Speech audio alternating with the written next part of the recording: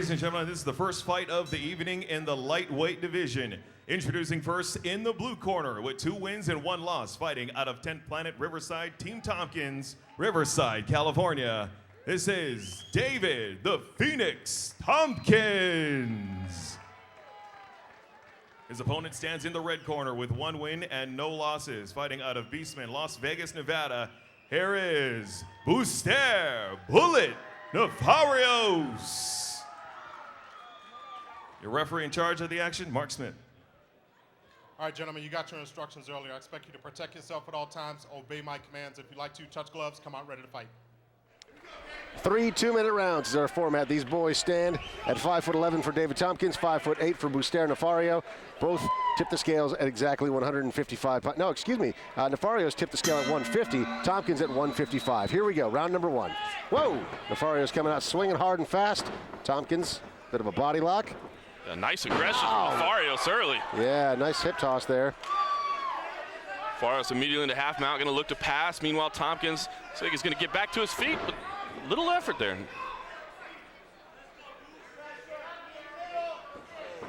Trying to set up that toss once again is Nefarios. Back and forth early in the clinch.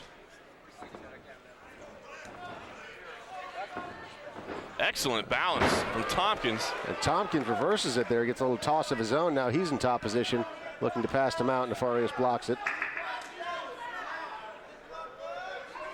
Tompkins in side control here. It's a good position to be. It looked like he wanted to pass him out briefly, but he can set up and do some damage from here.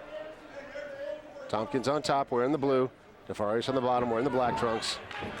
1 minute left in the opening round. Nice scramble there by Nefarios. Great work as he tries to lock in the anaconda choke there. Slips off. He rolled with it too. He is swinging hard. Tompkins catches him. A lot of aggression there. Big right hand from Nefarios. Finally, we reset and calm down a little bit. Problem here with the glove. Tompkins is signaling to the referee, Mark Smith. Sure what happened there. Thumb slipped out. Yeah, maybe? it looked like the thumb slipped out, exactly. Nefarios flying in again. Oh. Tompkins lighting him up now. Nefarios swinging back. Nice work in the pocket from both fighters. Amazing. 4 fights between these two. All of them have gone to a decision. These guys are both looking for a finish tonight. No question about it. Nefarios with another nice toss. Tompkins does a nice job rolling with it, though. And Nefarios is excellent with the tosses, but he doesn't seem to secure the position and set up on top.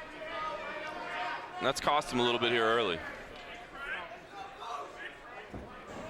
Tompkins climbs back to his feet. Obviously, Nefarios has control of the neck, but no real choke locked in. Oh, that caught him low, didn't it? Oh, yeah, that was square between the legs there. Unintentional, I'm sure, but right there at the end of the round, he caught him hard. Interesting, because I'm not sure if Mark Smith saw that as an illegal knee, so Nefarios is going to get the 60 seconds in between rounds, but if that happens during the course of the round, he should get 5 minutes to recover. And Nefarios not complaining to the referee at this point, so it looks like he's just going to muscle through it and move on to round number 2. Very close first round, a lot of back and forth action. I've got to give the nod to Tompkins, so I thought he spent a little bit more time in top position. I thought he was scrambling, very even either way. But I like David Tompkins. I thought he had a few more strong moments.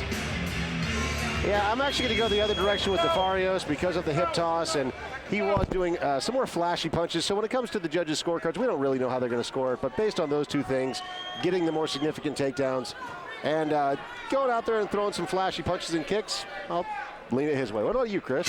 I'm going to go with you. Nefarios it is. Nefarios again wearing the black trunks. David Tompkins wearing the blue. Again, come out, round number 2, swinging hard. Big aggression early. Tompkins caught him with the left there as they were separating. I like Tompkins' composure, though. Nefarios is kind of wild and swinging all over the place. Nice right hand there from Tompkins. Yeah, and he's dropping his hands when he swings, too. Tompkins, nice combinations. You see that Team Tompkins training. 1, 2, 3, and then throw that knee. Seems to be working. Nefarios looking for another toss here, perhaps. Tompkins wraps the right arm around the neck there. Looks like he might try for a standing guillotine. No, he locks it on the other side. Settles for body control. Nefarios picks him up, slams him to the ground. Ends up in the half guard there. Yeah, we'll see what Nefarios can do with top position this time around. Last time, Tompkins was able to shrimp out pretty easily and move back to his feet. This time he's trapped up against the cage. Not sure if that'll factor into his escape plan or not.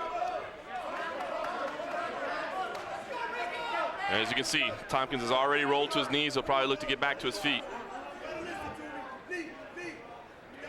I did mention at the top of the fight that Tompkins came in at 5 pounds heavier than Nefarios, and that really seems to be apparent. I mean, Tompkins looks like the much bigger man in the cage tonight.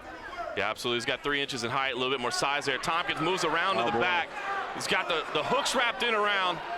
He's got the right arm. Nefarios trying to roll with it, but it looks like that right arm is under the chin. Bad spot for Nefarios. This could be it.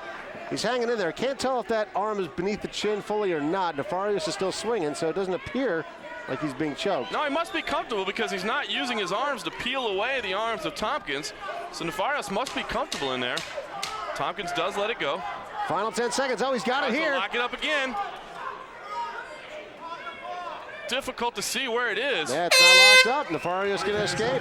Tonight's official after party. Back and forth action again. Yeah, how do you score that one? Look, you know, I guess I'm homering for Tompkins or something, because I think he took that round too. To me, the most dominant position was the rear naked choke position, even though he wasn't able to finish the fight. He had a nice punching sequence in the middle of the cage. Yes, Nefarios has those nice tosses, but he's doing very little with the positions in my mind. This is the very beginning here of the second round. Tompkins getting the better of this exchange, and although I hate to do it, I'm going to agree with you on this one, John. I think that Tompkins did take that second round. How do you have it, Chris? I got it even right now. I have it even right now. 1-1. Yeah, this third round, and as you said at the beginning of the fight, both guys look like they were coming out to try to get the finish.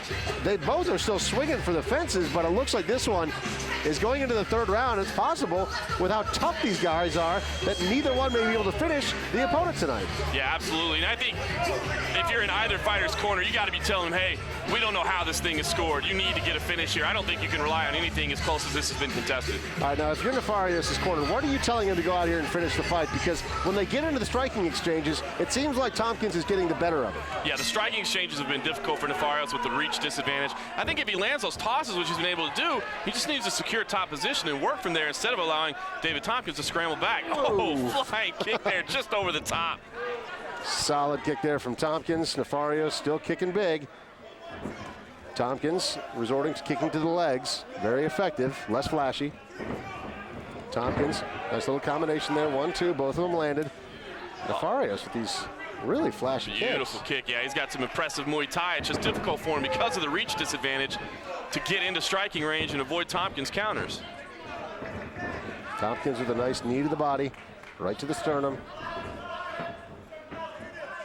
Into this position again. We've seen Nefarios able to work his hips and get tosses from these positions, but he's been able to spend very little time on top. Tompkins again wearing the blue. Nefarios is wearing the black. Third and final round. Just over 1 minute remaining. Very close fight. Absolutely. Tompkins pressing in there, looking to try to pull out that leg. Looks he wants to work this to the ground. There's another low blow.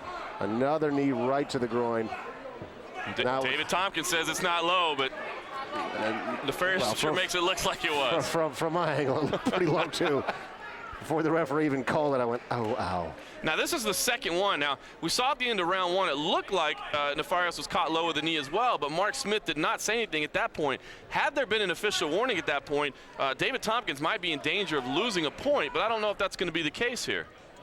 Yeah, Mark Smith walked over, and it looked like he did warn him on that one, but because here it is, yeah, that looked pretty direct. I mean, it may have been a little bit high of the actual groin, but, you know, all of us guys can relate. Anything kind of grazing that area is enough to drop you to your knees. It's kind of like horseshoes, you know. If it gets close enough, yeah, it definitely scores. Yeah. Yeah, and you can tell anytime that a fighter starts really adjusting their cup like that, you can tell they're in a pretty significant amount of pain.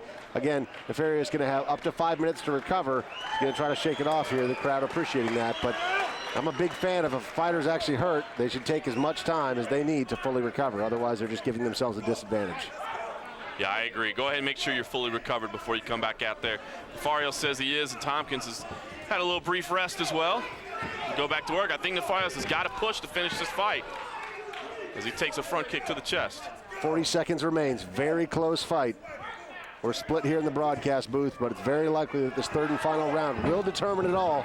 Just 30 seconds left on the clock. Tompkins working that jab again. He's nice from distance, using that reach to his advantage.